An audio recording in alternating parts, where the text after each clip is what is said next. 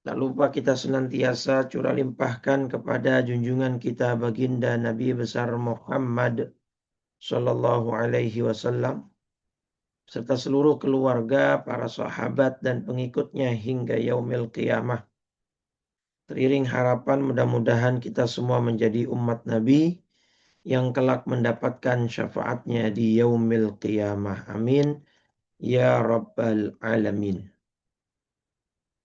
Baik Bapak Ibu, pada kesempatan pagi hari ini kita akan masuk hikmah ke 68 dan kalau nanti masih ada waktu insya Allah kita masuk hadis 69.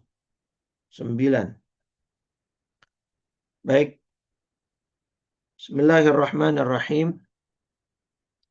Qala Syekhul Mu'allif rahimahullah wa adaman naf'a bihi wa bi barakati ulumihi wa bikum fid daraini amin radhiyallahu ta'ala anna wa ankum. Ila anqal al-hikmatu tsaminah al-hikmatu tsaminatu wassittuna. Hikmah ke-68. Man ra'aitahu mujiban an kulli ma su'il wa mu'abbiran an kulli ma syuhid wa dhakiran kullama alima fastadil bidzalika ala wujudi jahlihi. Baik. Di hadis ini Imam Ibnu Athaillah As-Sakandari memberikan ciri-ciri orang yang bisa kita anggap orang ini adalah orang bodoh. Ya. Ciri yang disebut oleh Syekh Ibnu Athaillah ada 3. Pertama, man ra'aitahu mujiban. Ketika kamu melihat seseorang mujiban selalu mampu menjawab an kulli masu'il. Setiap pertanyaan yang diajukan kepada dia. Jadi apapun pertanyaannya, ya terutama khususnya pertanyaan tentang ilmu agama gitu ya. Ya, dia menjawab semua pertanyaan yang diajukan kepada dia. Itu ciri pertama. Yang kedua, dia selalu menceritakan apa yang dia saksikan. Ciri ketiga, dia selalu menyebut zakiran. Dia selalu menyebut apapun yang dia ketahui. Ya. Nah, 3 ciri ini adalah kata Syekh Ibnu Athaillah, kalau 3-tiganya ini ada pada diri seseorang, maka ya ketahuilah bahwa orang ini berarti memiliki kebodohan. Atau orang ini adalah orang bodoh. Nah, padahal kata Syekh Buti dalam syarahnya, nggak mesti 3 ini berkumpul. Ya. Nggak mesti tiga ciri ini berkumpul pada satu orang. Karena la'alla kulli khoslatin minha kafiyatun fitilala ala jahli sahibiha. Salah satu saja ada pada diri seseorang, maka orang itu sudah bisa dikatakan dia berarti orang bodoh. Ya. Tapi Syekh Ibnu Athaillah mengatakan bahwa ketiganya harus ada, baru orang itu bisa dikatakan orang bodoh, itu sebagai langkah ihtiyat, kehati-hatian dari Syekh Ibnu Athaillah gitu ya. Padahal satu saja sudah cukup gitu ya. Satu saja orang memiliki sifat dari salah satu 3 sifat ini, itu sudah menjadi bukti bahwa itu adalah orang yang bodoh. Nah, kita bahas yang pertama. Konteks yang dimaksud oleh Syekh Ibnu Athaillah adalah gini, tidak mungkin ada manusia yang mengetahui semua jawaban dari banyaknya pertanyaan gitu ya. Ya. Karena ilmu manusia itu sangat terbatas. Tidak bisa manusia itu yastau'ib itu memahami seluruh keilmuan atau seluruh bahasan di dalam ilmu pengetahuan, khususnya ilmu agama. Di dalam surat Al-Isra, surat 17, ketika Allah berbicara tentang roh di ayat 85. Ya kan? Wa yas'alunaka 'anir ruh. Mereka bertanya kepadamu, wahai Muhammad, tentang roh. Katakanlah roh itu termasuk urusan Tuhanku. Nah, di sini kalimatnya. Wa ma utitum minal ilmi illa qalila. Gitu ya. Sedangkan kamu diberi pengetahuan hanya sedikit saja. Nah, jadi hampir mustahil ya ada orang yang bisa mengetahui segala macamnya. Terutama ilmu agama. Ya kecuali dia Rasulullah. Karena Rasulullah dapat backup langsung dari Allah gitu ya. Untuk kemudian nanti bisa diberikan wahyu, ya jawaban melalui mekanisme wahyu gitu kan, atau ilham. Itu nabi. Ya. Selain para nabi dan rasul, ya ilmu manusia sangat terbatas. Nah, jadi kalau ada orang selalu menjawab gitu ya, pertanyaan yang diajukan kepada dia, selalu itu artinya semua pertanyaan bisa dia jawab gitu. Nah, itu menandakan akan kebodohan dirinya. Kenapa? Di sini Syekh Buti mengatakan innal insana innama ya'ishu fi rik'atin saghiratin jiddah min hadzal kaunil ladzi la ya'lamu madad tisa'ihi illallah. Manusia ini adalah sekelompok kecil. Ya, kecil sekali bahkan. Ya, di antara alam semesta yang Allah ciptakan. Jadi kita hidup di sebuah skup atau lingkungan yang sangat kecil daripada alam semesta yang ada saat ini, yang tidak ada yang tahu seberapa luas, seberapa dalam ya alam semesta yang telah Allah ciptakan ini gitu. Dan pengetahuan kita itu hanya berkutat pada zaman sekarang di mana kita hidup gitu. Di zaman lalu, apalagi zaman yang akan datang, ya, pengetahuan kita sangat amat terbatas, gitu ya. Maka sangat mengherankan bagi Syekh Ibn Athaillah kalau ada orang yang selalu bisa menjawab pertanyaan yang diajukan kepada dia, gitu ya. Nah, bahkan di sini Syekh Buti dengan tegas mengatakan kalau ada orang yang selalu menjawab setiap pertanyaan yang diberikan kepada dia, maka ketahuilah fa'lam annahu yughatti jahlahu bida'awil ma'rifah wal ilm. Maka ketahuilah orang itu sedang menutupi kebodohannya, mencoba menutupi kebodohannya dengan klaim-klaim ilmu pengetahuan. Gitu ya. Padahal dia tidak mengetahui apapun. Dia hanya berpura-pura tahu. Dan ini sangat berbahaya. Nah, terus apa kira-kira motivasi orang ingin selalu menjawab pertanyaan? Yaitu istikbar, kata Syekh. Ya kesombongan. Ya kesombongan, dia merasa dirinya mampu, dia merasa dirinya jenius, dia merasa dirinya pintar, hebat, sehingga dia mampu menjawab segala pertanyaan yang diajukan kepada dia. Jadi istikbar ini kesombongan.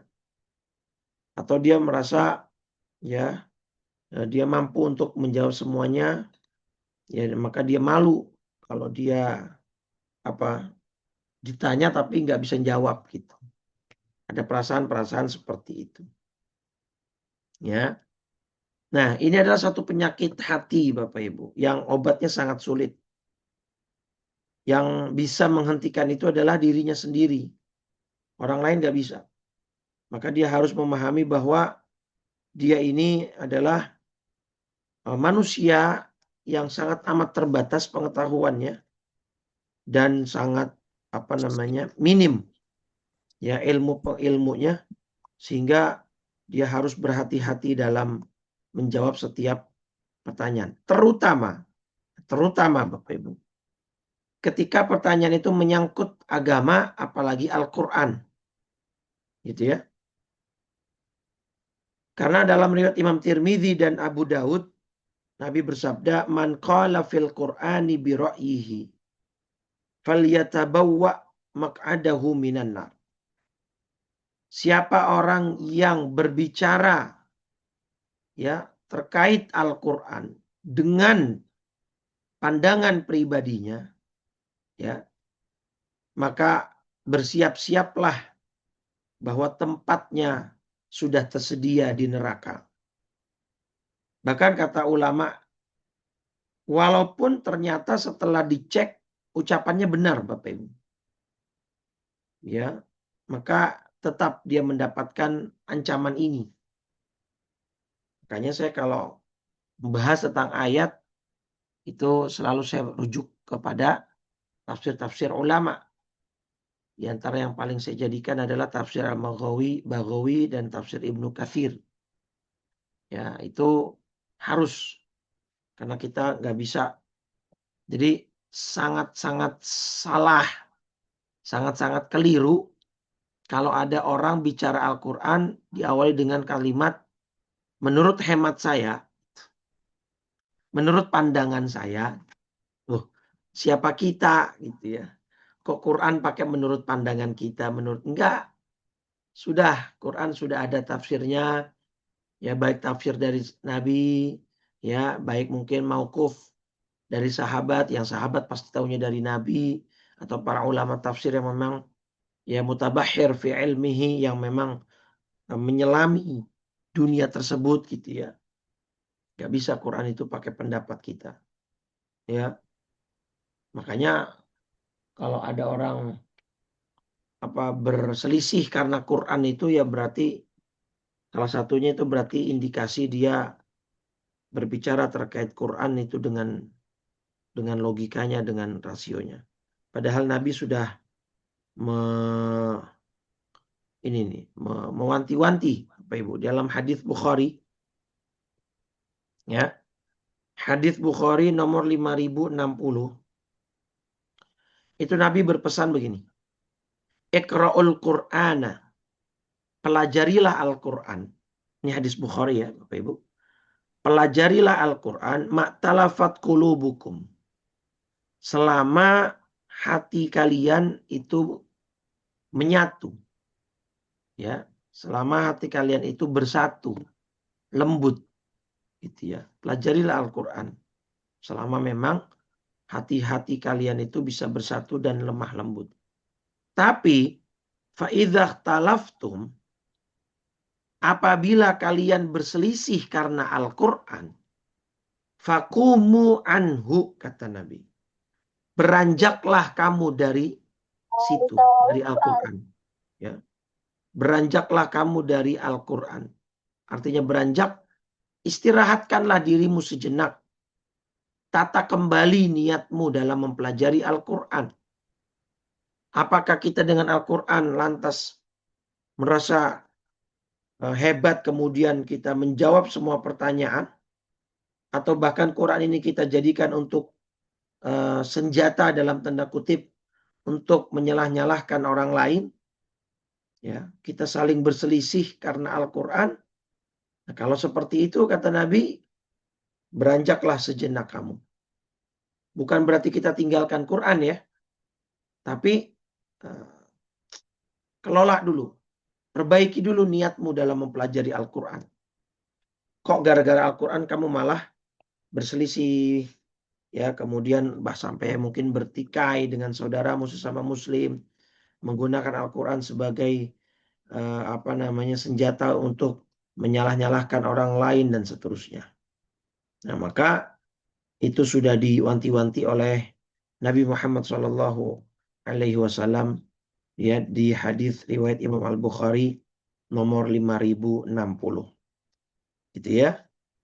Baik, jadi nggak bisa. Nah, ini contoh bahwa ya ilmu kita sangat terbatas. Nggak bisa kita menjawab semua pertanyaan yang diajukan kepada kita. Ya, kalau memang kita tidak tahu, bilang tidak tahu. Seperti nanti kisahnya Imam Malik ya. Imam Malik itu ditanya nih, Imam Malik didatangi seorang yang ingin bertanya kepada beliau, dan orang ini jauh-jauh dari daerah Maghrib. Ya, kalau Maghrib sekarang mungkin daerah-daerah Maroko gitu ya. Itu sampai ke Madinah. Zaman dulu itu perjalanannya 6 bulan, Bapak Ibu. Mesirat sittati ashhur, perjalanan 6 bulan. Orang ini sengaja datang ke Madinah untuk menemui Imam Malik untuk bertanya banyak pertanyaan, meminta fatwa lah kalau bahasa sekarang. Dan dari sekian puluh pertanyaan, Imam Malik hanya menjawab beberapa saja yang mudah bagi beliau. Sisanya pertanyaan itu dijawab dengan kalimat la a'lam, saya tidak tahu. Ya. Nah, terus orang ini nanti kemudian protes gitu. Wahai Imam, saya sudah melakukan perjalanan jauh dan orang-orang banyak menitip pertanyaan kepada saya.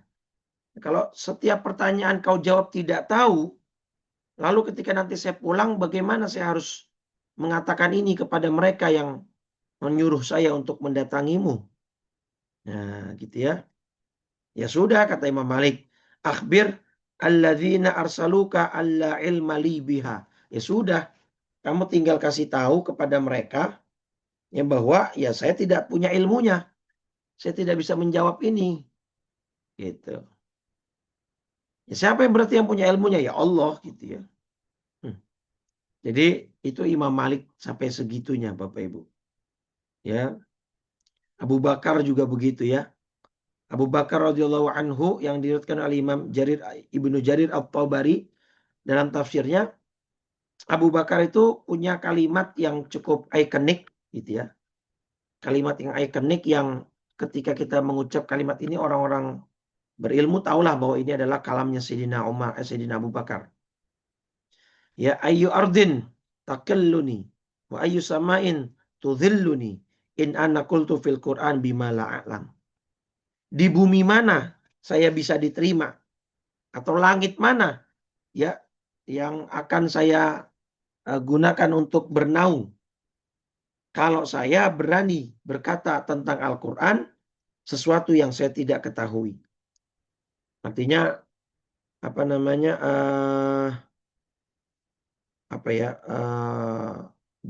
beliau ini Abu Bakar Siddiq merasa nggak pantas hidup gitu di dunia. Ya, saya mau lari kemana? Ke tanah mana saya akan berlari? Di langit mana saya akan berlindung dan bernaung? Kalau saya berani berbicara tentang Al-Quran ya dengan sesuatu yang saya tidak punya ilmunya. Gitu ya. Jadi mudah-mudahan kita diberikan kebijaksanaan untuk menakar kemampuan kita sendiri, sehingga kalau kita memang tidak tahu, bilang tidak tahu. Jangan merasa bisa menjawab semua. Bahkan saya punya guru, Bapak Ibu. Beliau itu dulu sebelum ada sosial media YouTube sekarang, itu pernah diminta untuk melakukan siaran di radio, segmen dakwah lah gitu ya, atau sesi dakwah di radio, dan nanti di sesi itu ada Q&A lah ya, questions and answers, jadi pertanyaan dan jawaban. Beliau menolak gitu. Kenapa? Saya kalau mau menjawab pertanyaan, saya harus minimal ada face to face gitu, atau di ruang yang memang bisa saya menjawab dengan panjang lebar, karena kalau saya menjawab segala pertanyaan di radio, Sedangkan di radio tuntutannya harus bisa menjawab gitu ya. Nah, saya nggak berani, takutnya nanti jawaban saya meleset atau ada sesuatu yang saya tidak ketahui, saya tidak bisa jawab. Ya, sedangkan radio ratingnya ya harus bisa menjawab semuanya gitu kan. Dan takutnya kalau saya jawab pun pendengar akan salah paham atas jawaban saya gitu ya. Intinya ya seperti itu. Ada ulama-ulama yang masih tetap istiqomah dan teguh memegang pendirian untuk tidak terlalu mudah menjawab ya segala pertanyaan yang ada gitu. Nah, jadi di sini Syekh Buti mengkritik nih. Amma juhalu hadzal asar.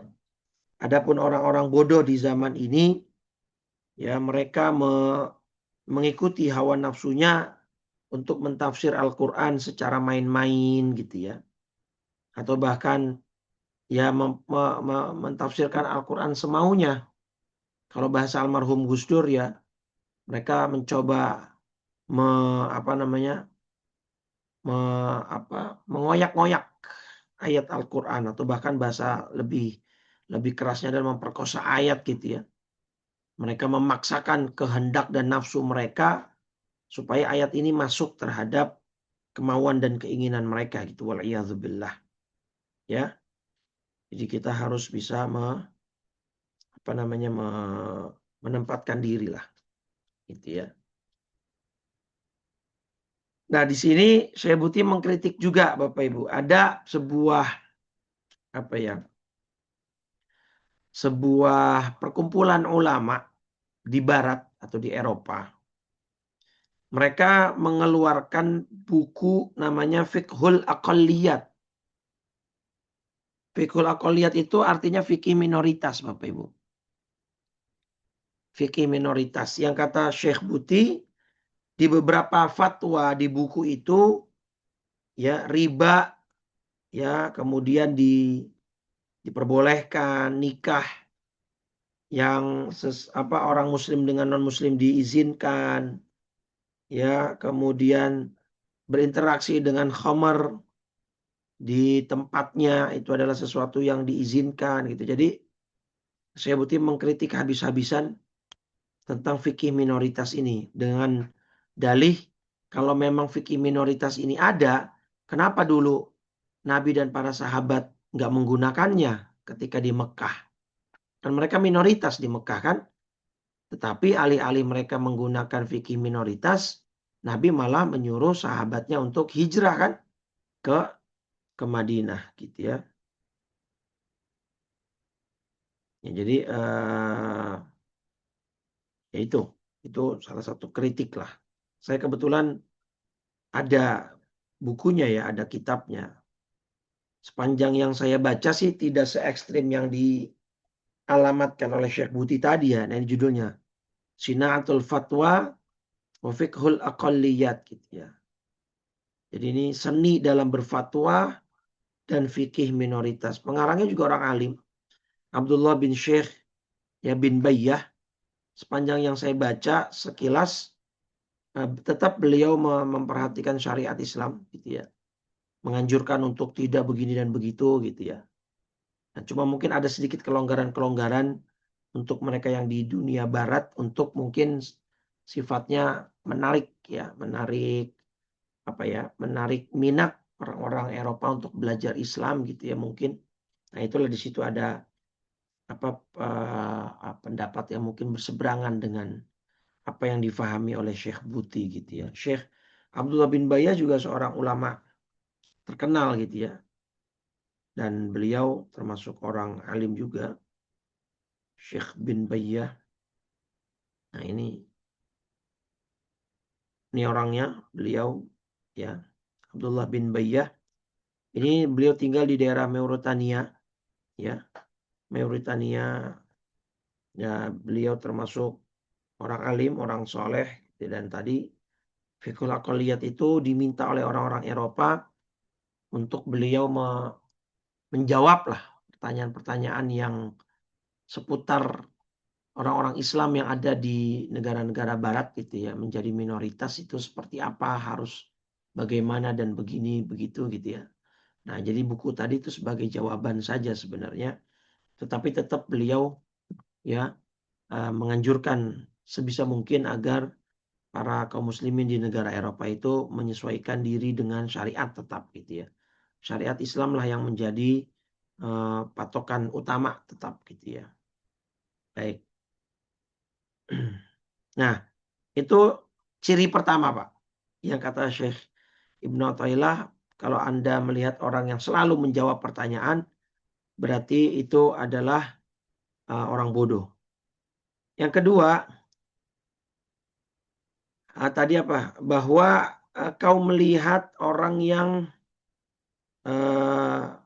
melakukan apa namanya tadi? Yang kedua, kan yang pertama menjawab semua pertanyaan, yang kedua, nah ini menceritakan ya, menceritakan semua yang disaksikan. Menceritakan semua yang dia lihat.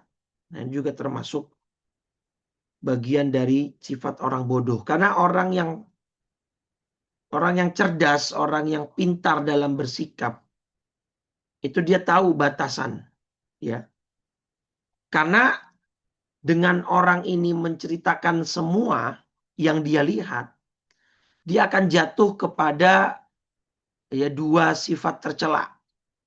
Satu dusta atau bohong, yang kedua khianat. Dalam Sahih Muslim, hadis nomor 5, ya. Nah, ini sebentar. Di hadis nomor 5, hadis Sahih Muslim, itu Nabi Muhammad SAW bersabda, kafa bil mar'i ithman. Cukuplah seseorang itu dikatakan berdosa, ya, kalau dia ayyuhadits kullama sami'. Kalau dia menceritakan semua yang dia dengar. Nah, ini Pak hadisnya, Bu. Ya. Hadis Muslim nomor 5. Nomor 5, hadis Muslim nomor 5. Awal-awal sekali di dalam kitab Sahih Muslim. Ini hadisnya kata Nabi, kafa bil mar'i kadziban ayyuhadits bikulli ma sami'. Cukuplah bagi orang itu dianggap atau bisa dikatakan pembohong, ya, kalau dia berani menceritakan semua yang dia dengar. Nah, ini maka saya bilang, orang yang selalu menceritakan apa yang dia dengar tanpa memfilter, tanpa verifikasi ulang, maka dia akan jatuh ke dalam salah satu dari dua sifat tercela, bohong atau khianat. Nah, artinya kalau dia menceritakan apapun yang dia dengar, harusnya ada yang dia tutupi sama dia diceritakannya. Berarti dia khianat gitu ya. Tidak amanah gitu. Disuruh jangan ceritain gitu. Kadang-kadang kita begitu kalau lagi mau ghibah tuh. Ini ada rahasia nih, tapi jangan kasih tahu siapa-siapa ya. Akhirnya semua orang diomongin begitu. Akhirnya jadi rahasia umum. Semua orang tahu. Gitu ya. Nah, itu tanda atau ciri kebodohan orang yang nomor 2. Yaitu dia menceritakan apapun yang dia saksikan. Yang dia saksikan ini mau dengan mata ataupun dengan telinga dia dengar. Pokoknya apa yang dia tahu semua dikatakannya. Semua diberitakannya kepada orang lain. Ya. Dia tidak amanah berarti itu dia. Bisa jadi dia khianat atau dia bisa jatuh dalam lubang dosa. Gitu ya. Nah, ini permasalahan di akhir zaman ya beginilah ya. Apa namanya? Makanya gini, orang yang bertugas memandikan jenazah, Bapak Ibu, itu harus orang yang benar-benar amanat loh. Itu kan harus yang benar-benar amanat, harus orang yang benar-benar bisa menjaga apa namanya? Menjaga amanah gitu, tidak, karena dia akan melihat melihat aurat saudaranya dalam tanda kutip, maksudnya melihat kekurangannya gitu. Nah, jadi kalau dia selalu berbicara tentang tentang kejelekan ya atau tentang apapun yang dia lihat, itu termasuk orang yang yang bodoh, kata Syekh Ibnu Athaillah gitu ya. Karena orang yang cerdas, orang yang pintar, dia akan lebih sering menahan mulutnya, yang menahan lisannya. Karena memang ketika Nabi ditanya apa yang paling berbahaya bagi manusia, di dalam diri manusia ini apa yang paling berbahaya, ya, apa yang paling bisa sering menyebabkan orang masuk ke dalam neraka. Nabi jawab 2, Bapak Ibu. Al-fam wal faraj, yaitu mulut dan dan kemaluan, gitu ya.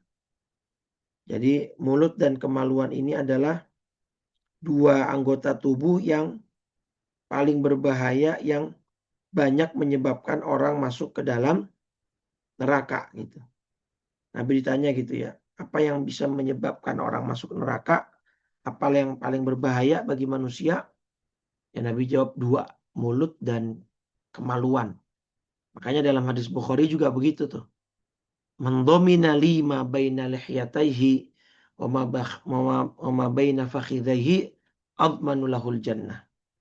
Orang yang bisa menjaga kedua lubang yang ada di dalam tubuhnya, yaitu pertama lubang mulut, yang kedua lubang kemaluan, maka dia bisa jaga kedua ini, aku jamin dia masuk surga, kata Nabi.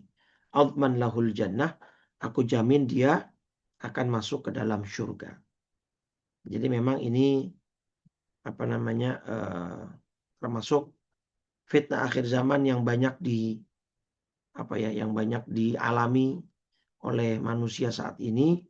Ya, dia terlalu gampang menceritakan apa yang dia lihat, menceritakan apa yang dia dengar, gitu kan. Makanya Allah selalu mewanti-wanti orang. Kalau ada berita, apapun beritanya, ya, apalagi yang membawa berita ini adalah orang-orang fasik yang memang kita ketahui secara hidupnya itu tidak baik gitu ya. Maka perintah Allah apa? Idza ja'akum fasikum binaba'in fatabayyanu, dalam surat Al-Hujurat, ya Bapak Ibu, surat ke-49 ayat 6. Ini kan perintahnya. Ya ayyuhalladzina amanu, wahai orang-orang yang beriman, ya. In ja'akum fasikum binaba'in fatabayyanu. Jika seseorang yang fasik datang kepadamu membawa suatu berita, ya, fatabayyanu, maka telitilah kebenarannya, ya. Antusibu qaumam bijahalah. Nah, lihat, agar kamu tidak mencelakakan suatu kaum karena kebodohan. Tuh. Jadi sini Allah udah bilang kebodohan adalah ketika ada berita yang dibawa oleh seseorang yang padahal kita tahu orang ini fasik. Fasik itu apa sih? Orang yang selalu melakukan dosa, ya, terang-terangan tanpa mau bertaubat gitu ya. Itu orang fasik. Ya, ketika dia datang membawa berita, kita mendengar satu berita, terus kita tidak verifikasi ulang, kita langsung ceritakan kemana-mana, nah itu kamu bisa saja mencelakakan kaum, ya karena kebodohanmu, karena kecerobohanmu. Fatusbihu ala ma fa'altum nadimin, yang akhirnya kamu menyesali perbuatanmu itu. Ya, jadi sudah Allah wanti-wanti dari awal gitu ya. Jangan suka menceritakan apapun yang kita tahu, semua diceritakan, diomongin gitu ya. Itu tanda orang yang bodoh gitu ya. Apalagi kalau sampai masuk ke dalam ghibah. Ya, orang yang masuk dalam kategori ghibah ini kan apa kata Allah?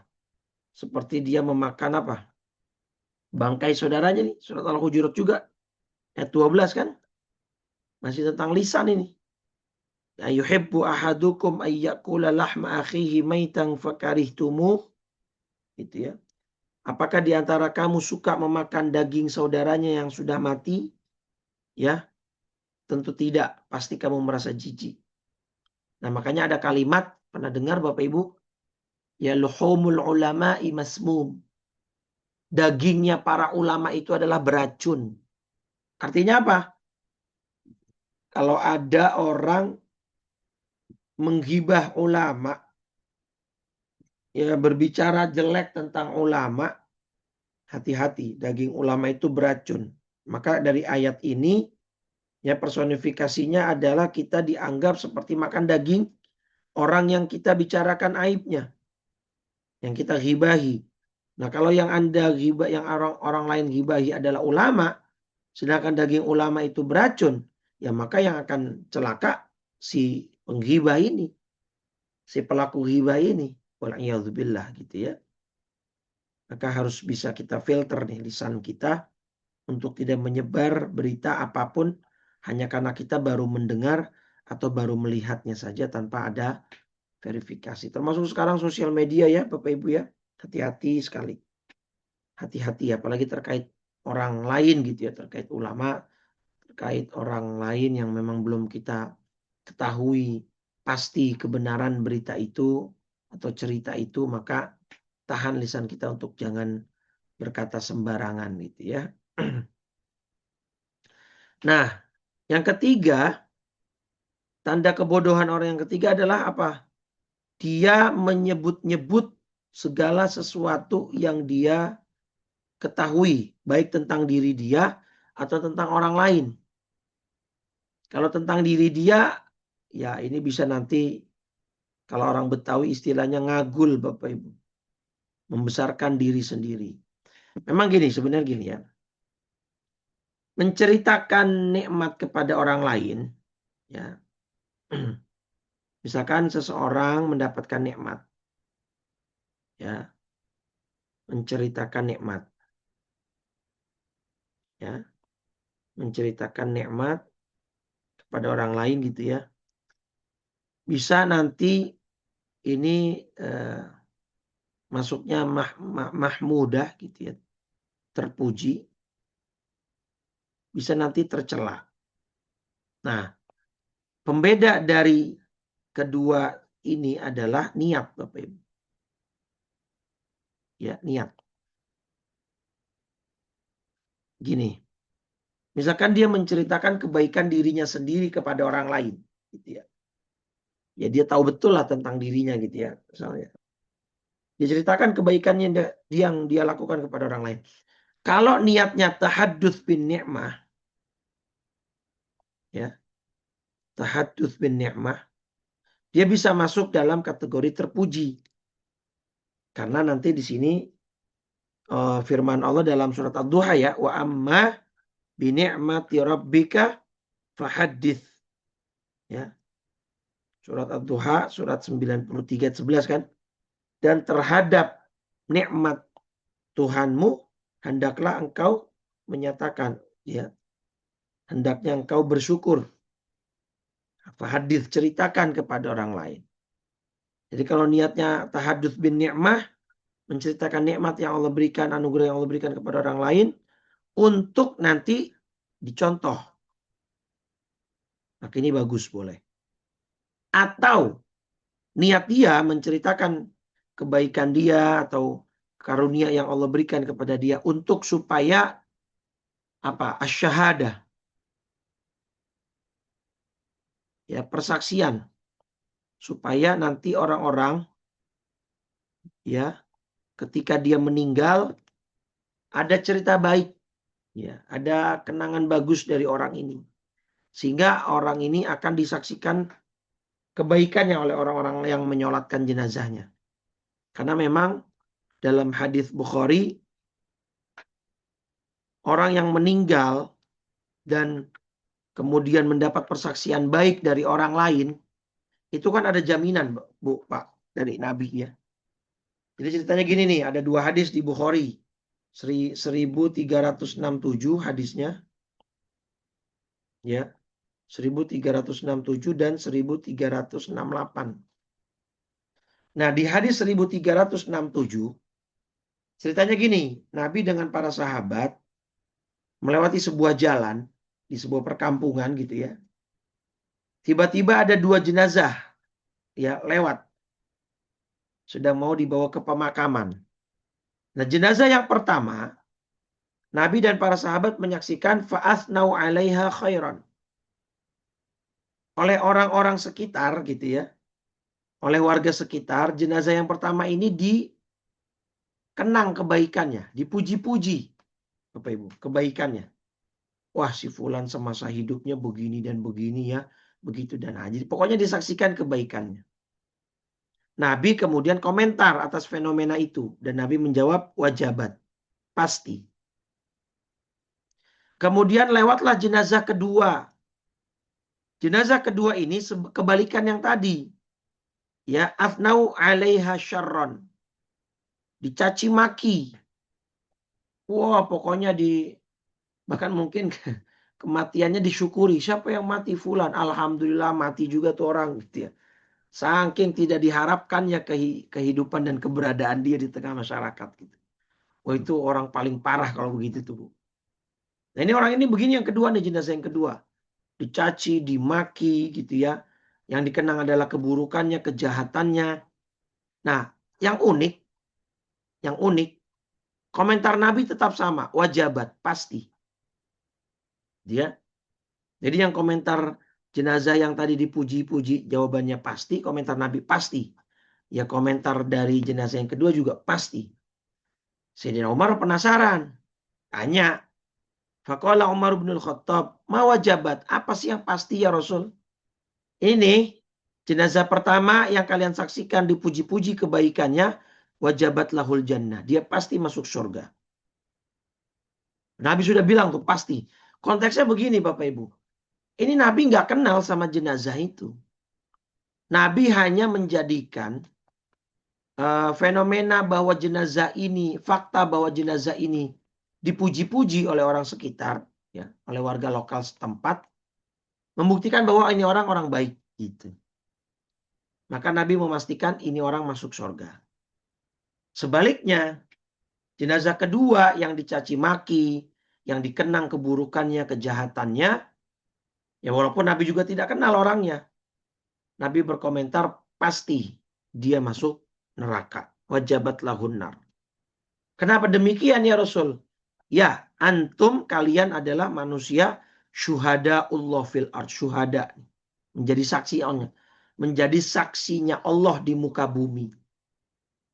Nah, jadi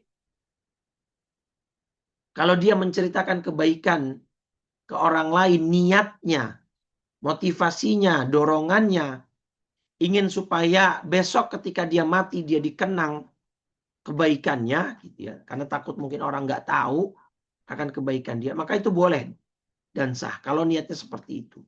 Karena memang kita perlu persaksian orang-orang yang masih hidup ketika nanti kita wafat atau meninggal dunia. Nah, pertanyaannya berapa orang saksi ya yang bisa kemudian menyelamatkan jenazah ya sehingga bisa masuk ke dalam surganya Allah. Nah, di hadis 1368-nya Bapak Ibu. Tadi kan yang 1367 yang ceritanya Nabi melewati 2 jenazah. Nah, yang ini 1368. Apa kata Nabi? Kalau Nabi sallallahu alaihi wasallam, Nabi bersabda, ayyuma muslimin syahida lahu arba'atun bi khairin. Nah, menarik nih Bapak Ibu. Ingat-ingat nih. Siapapun orang Islam yang disaksikan oleh 4 orang saja, 4 orang saja, bahwa adalah dia bi khairin, dia adalah orang baik, adkhalahullahul jannata. Maka Allah akan memasukkan dia ke dalam surga. Bayangin Bapak Ibu, 4 orang. 4 orang bersaksi bahwa kita adalah orang baik saat kita meninggal dunia. Maka Allah akan jadikan persaksian 4 orang itu alasan. Agar Allah kemudian untuk Allah memasukkan orang itu ke dalam surganya. Nah, Menariknya sahabat minta courting sama Nabi, Bu, Pak. Fakulna wasalasah. Kayaknya 4 masih kebanyakan ya Rasul. Kalau 3 orang aja gimana 3 orang? Nabi bilang wasalasah. Ya sudah, 3 juga bisalah. Masih ditawar lagi Bapak Ibu sama sahabat. Wasnan. Kalau 2 bagaimana ya Rasul? 2 orang saja nih yang bersaksi bahwa jenazah ini orang baik. Bagaimana? Apakah bisa? Nabi menjawab wasnan. Ya sudah, 2 juga cukup. Tsumma lam nas'alhu 'anil wahid. Tetapi kami tidak bertanya, kata sahabat ya. Kita nggak tanya kalau 1 orang gimana. Ya nggak keterlaluan lah Bapak Ibu ya. Dari 4 orang udah di korting jadi 2 saja sudah lumayan. Kalau cuma 1 yang bersaksi, ya itu sih bestinya Bapak Ibu ya. Ya begal aja kalau beroperasi kan berdua dia. Jadi nggak bisa 1 orang gitu ya. Jadi minimal ada 2 orang yang betul-betul bersaksi bahwa kita adalah orang baik saat kita nanti meninggal dunia, ya itu insya Allah bisa menjadi penyelamat kita sehingga Allah meridhoi kita dan memasukkan kita ke dalam surganya. Nah, kalau dia menceritakan kebaikan dia kepada orang lain untuk niat seperti itu tadi ya. Niat pertamanya supaya dicontoh, menceritakan nikmat yang Allah berikan. Pengamalan surat Ad-Duha surat 93 ayat terakhir ayat 11. Wa amma bi ni'mati rabbika fahadits. Niat yang kedua untuk supaya orang-orang bisa menjadi saksi besok ketika dia meninggal dunia. Nah, tapi kalau niatnya ingin dipuji atas kebaikan yang dia lakukan, dihormati, ya, dibesarkan namanya. Nah, ini maka bagian dari yang tercela. Gitu ya, hati-hati juga nih. Jangan sampai kita terjebak pada yang demikian. Karena ya bisa saja gitu ya. Orang terlena terjebak pada hal yang seperti itu ya. Atau urusan-urusan lain lah orang-orang yang maka apapun yang dia ketahui gitu ya. Dia ceritakan kepada orang lain. Ya tidak perlu Bapak Ibu. Bahkan gini. Dalam agama Islam saja ada pengetahuan-pengetahuan agama yang tidak perlu diutarakan di depan umum. Jadi kalau dalam kajian-kajian Islam yang khusus para asatidz gitu ya. Kenapa khusus para asatidz? Karena memang bahasannya berat, ya kemudian tidak perlu diketahui oleh orang awam. Gitu. Jadi nggak semua pengetahuan Islam juga itu boleh diketahui oleh semua orang gitu ya. Ada batasan. Karena setiap orang punya daya tangkap yang berbeda, pemahaman yang berbeda gitu ya.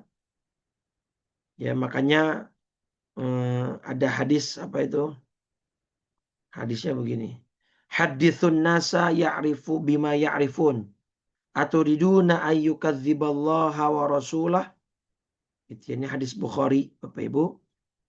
Ya, hadis Bukhari di nomor hadis saya lupa tadi. Ya. Di nomor hadis 127. Itu hadis. Ya. Hadis Bukhari nomor 127. Nah ini. Apa kata Nabi di situ? Hadithun nasa bima ya'rifun. Ya. Bicaralah kepada orang sesuai kadar pengetahuan mereka. Atuhibbuna ayyukadzaballahu wa rasuluh. Apakah kamu mau Allah dan Rasulnya nanti didustakan? Artinya gini. Kalau ada orang awam gitu ya, diberitahu informasi-informasi tentang Islam, tentang Al-Quran, ya, tentang hadis, tidak sesuai dengan kadar pemahaman mereka, kemampuan mereka dalam menangkap sebuah informasi atau ilmu, yang ada mereka malah akan mendustakan Al-Quran, akan mendustakan hadis gitu ya. Makanya ini nanti kaitannya dengan tafsir, salah satu jenis tafsir Bapak Ibu. Tafsirul ilmi namanya. Ya. Tafsirul ilmi. Apa itu tafsirul ilmi? Tafsir saintifik. Artinya tafsir yang berbasiskan science, based on science gitu ya, tafsir Al-Quran. Ini ulama pecah Bapak Ibu. Boleh nggak Quran itu ditafsirkan dengan teori sains? Mayoritas mengatakan nggak boleh. Karena nanti kalau ternyata teori sainsnya itu di kemudian hari diketahui salah gitu ya, atau keliru, atau muncul teori-teori baru, itu bisa menyebabkan Al-Quran bisa dibatalkan atau Al-Quran bisa disalahkan. Ya kan? Ada pula ulama yang mengatakan boleh tapi dengan syarat yang sangat ketat. Tidak boleh Quran jadi posisinya Quran bukan mengekor ke teori sains, tapi teori sains yang harus mengekor kepada Al-Quran. Oh, ada banyak beberapa syarat diajukan oleh para ulama tafsir. Tapi mayoritas nggak boleh. Ya karena nanti kalau ilmu pengetahuan manusia berkembang, ternyata misalkan teori yang sebelumnya sudah cocok dengan ayat, teorinya ternyata dibatalkan, nah itu bisa menjadi konsekuensinya adalah ayat Quran bisa dibatalkan gitu ya, dan itu berbahaya. Nah, maqalah atau peribahasa dalam bahasa Arab itu ada bunyi innalikulli maqam maqalan. Di setiap tempat ya itu ada maqal. Artinya di setiap level, di setiap tempat ada bahasan masing-masing yang cocok dengan sesuai dengan tempatnya ya. Kalau misalkan memang orang-orang yang awam terhadap agama, orang-orang yang belum dalam ya agamanya, itu tidak perlu diberikan informasi-informasi yang sifatnya justru nanti akan menimbulkan chaos atau menimbulkan pertanyaan lanjutan yang tidak ada hentinya gitu ya. Jadi makanya para dai, para ustadz itu tidak perlu semua informasi disampaikan ke orang awam. Ada beberapa informasi yang harus tetap dijaga ya untuk tidak diketahui oleh orang awam itu.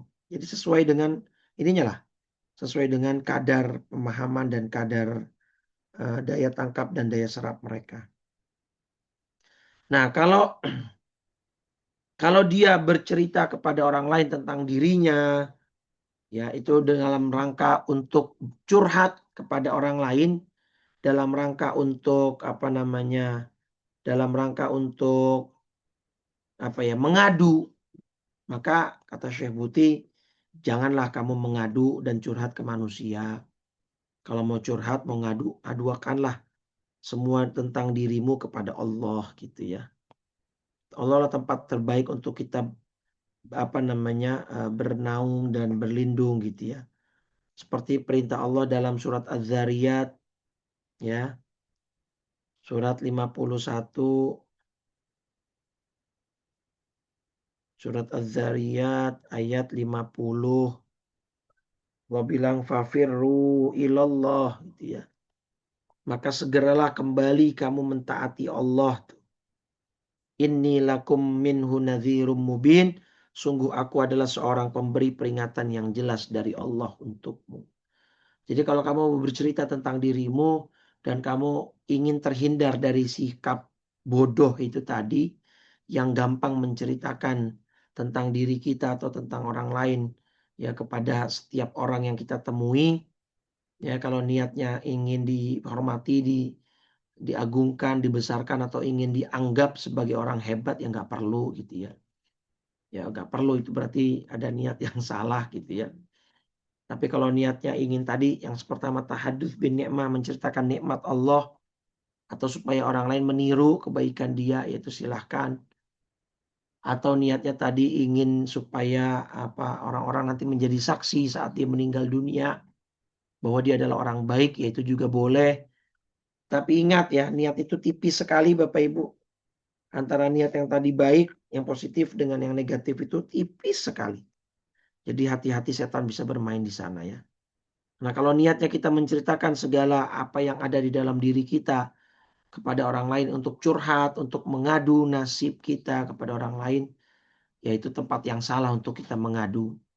Ya adukanlah semuanya kepada Allah Subhanahu wa taala, karena dialah tempat sebaik-baiknya untuk kita mengadu gitu ya. Jangan diadukan hal-hal itu kepada selain Allah Subhanahu wa taala. Nah, itulah hikmah ke-68 Bapak Ibu. Kita baca lagi. Man ra'aitahu mujiban an kulli ma su'il.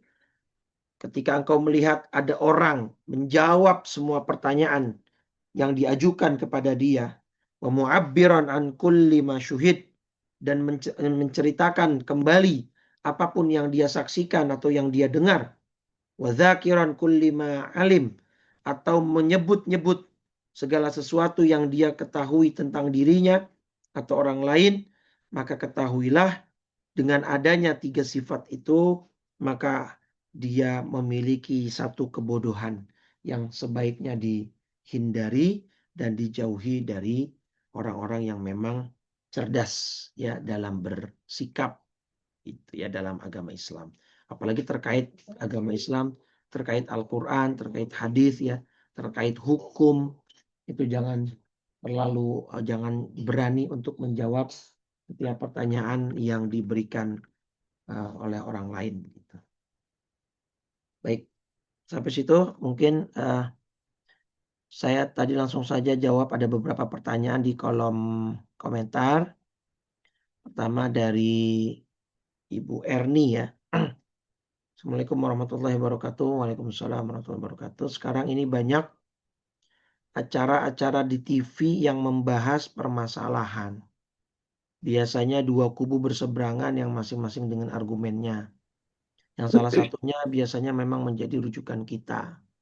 Apakah acara seperti itu layak ditonton untuk menambah wawasan? Sementara kita tahu salah satu kelompok menjawab atas dasar pembelaan tanpa memfilter. Bagaimana dampaknya untuk negara kita? Ya, ini yang sebenarnya salah satu saya kurang cocok gitu ya dengan orang Indonesia ini memang seneng ngomong pada dasarnya. Makanya acara podcast di Indonesia di YouTube itu laku.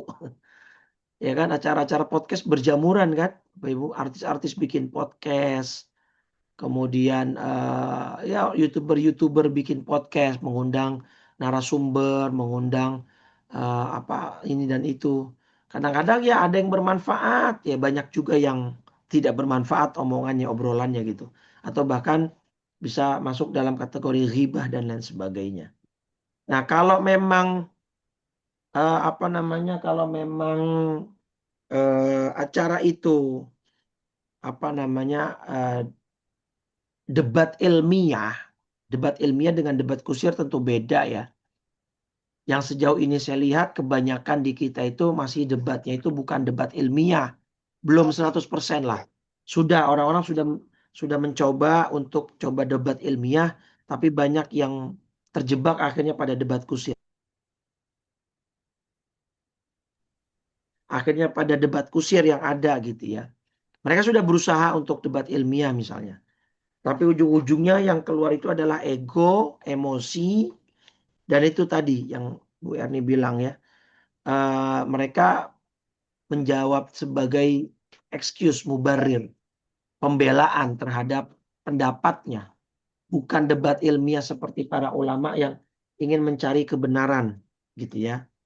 Mereka datang untuk mempertahankan pendapatnya masing-masing. Yang ada akhirnya bukan debat ilmiah, yang ada malah akhirnya ya saling serang, ya debat kusir yang tidak ada juntrungannya gitu ya. Nah, kalau memang kita melihat di situ ada tambahan wawasan untuk kita, ya silakan saja ditonton.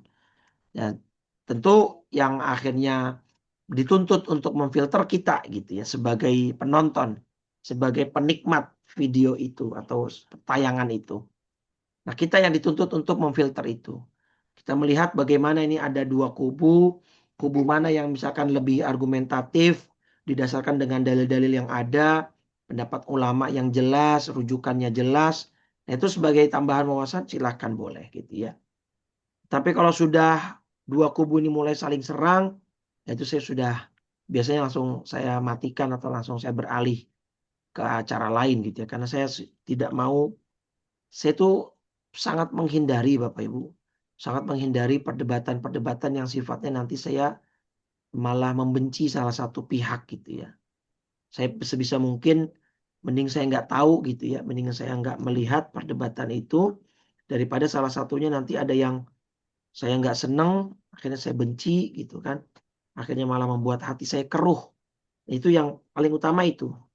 Saya kurang suka acara-acara yang bikin hati keruh gitu.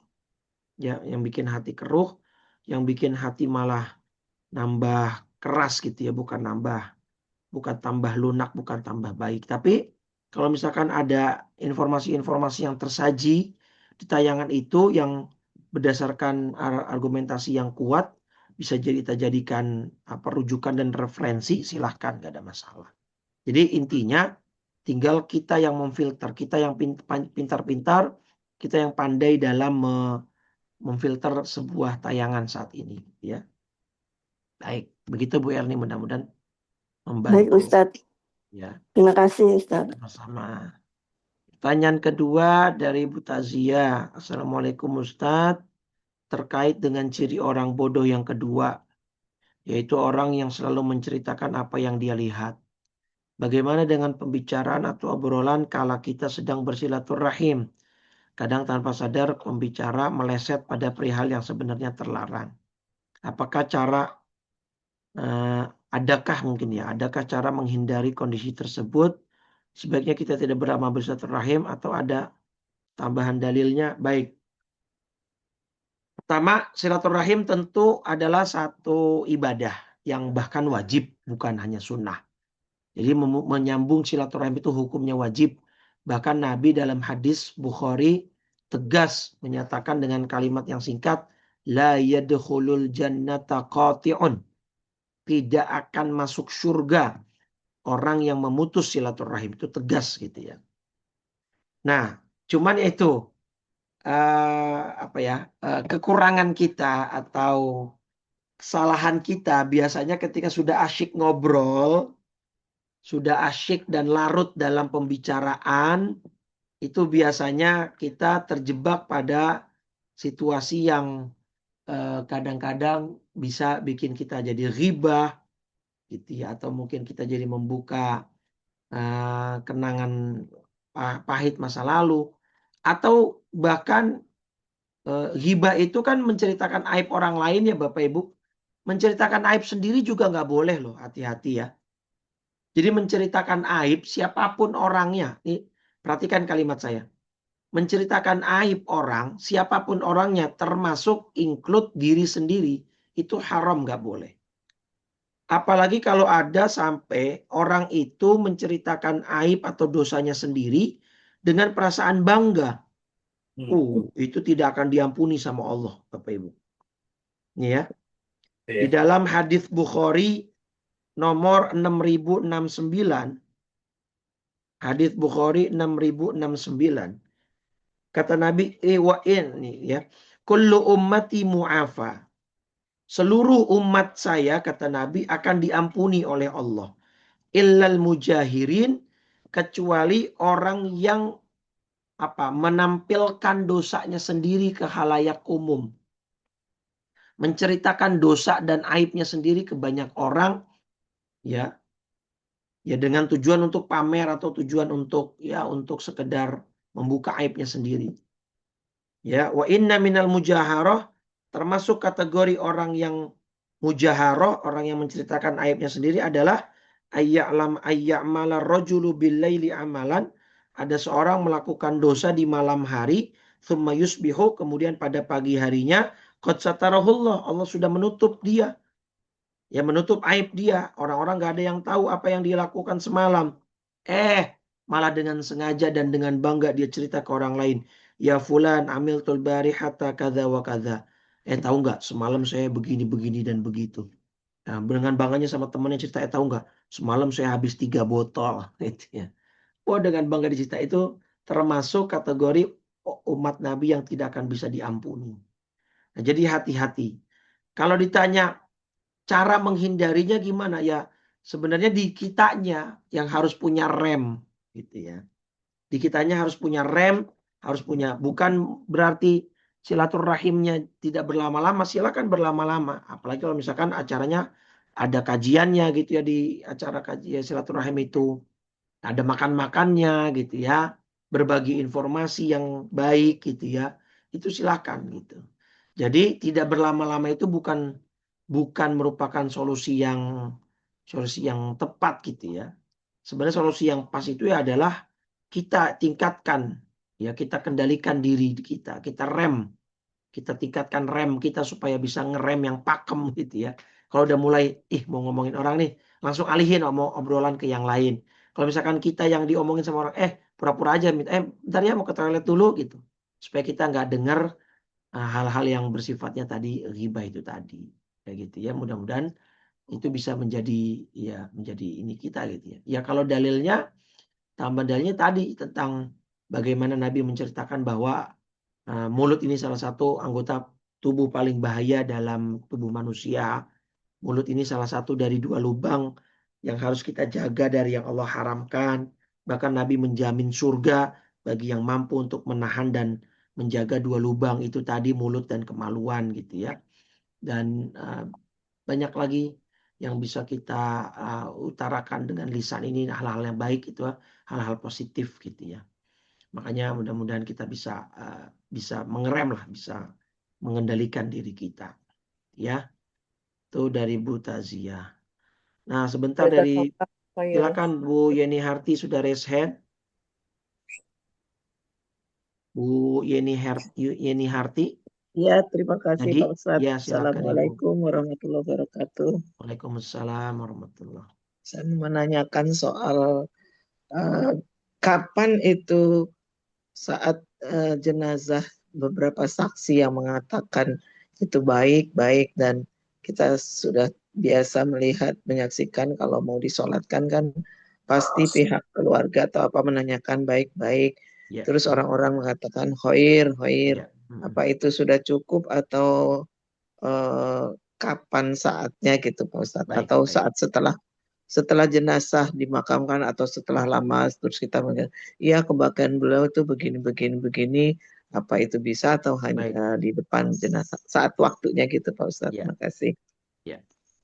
Sebenarnya tidak ada aturan baku kapan waktunya.